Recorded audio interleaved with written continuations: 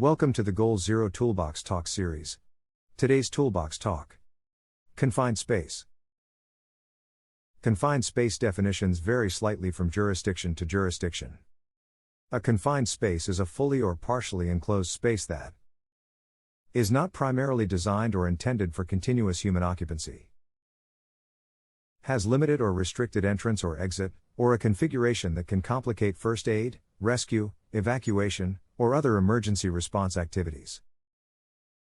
Can represent a risk for the health and safety of anyone who enters, due to one or more of the following factors: its design, construction, location, or atmosphere, the materials or substances in it, work activities being carried out in it, or the mechanical, process, and safety hazards present. Confined spaces can be found in almost any workplace. Confined spaces can be below or above ground. A confined space, despite its name, is not necessarily small. Examples of confined spaces include silos, vats, hoppers, utility vaults, tanks, water supply towers, sewers, pipes, access shafts, truck or rail tank cars, aircraft wings, boilers, manholes, pump stations, digesters, manure pits, and storage bins. Ditches, wells, and trenches may also be confined spaces when access or egress is limited, but they still have a blue sky above. Barges, shipping containers, and fish holds are also considered as possible confined spaces.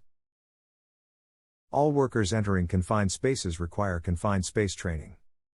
Always be sure to follow the host employer's requirements and local legislated requirements.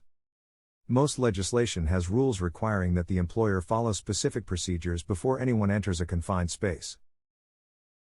The responsible host contractor or employer and your supervisor, using standard tests, must determine if ventilation or atmospheric conditions within the space are hazardous, and whether any special safety equipment is required, such as protective clothing, respiratory equipment, etc.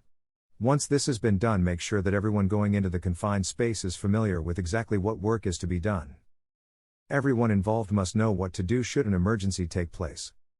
In other words, be prepared for the unexpected. In addition, a competent attendant, safety watch, trained in rescue procedures, CPR, and first aid must remain outside and stay in constant contact with those inside. Always check the atmosphere inside a vessel before you enter. Once you're inside, it's too late. Check for oxygen content, flammability, explosive atmosphere, and chemical concentrations. Purging, flushing, and cleaning may be required to prepare the confined space for entry. Isolation, including lockout-tagout, is a necessity to protect entrance. A recent study identified 4 main causes of confined space incidents that lead to injuries, namely: 1. Toxic atmospheric hazards. 2. Flammable atmospheric hazards. 3. Engulfment. 4. Physical hazards.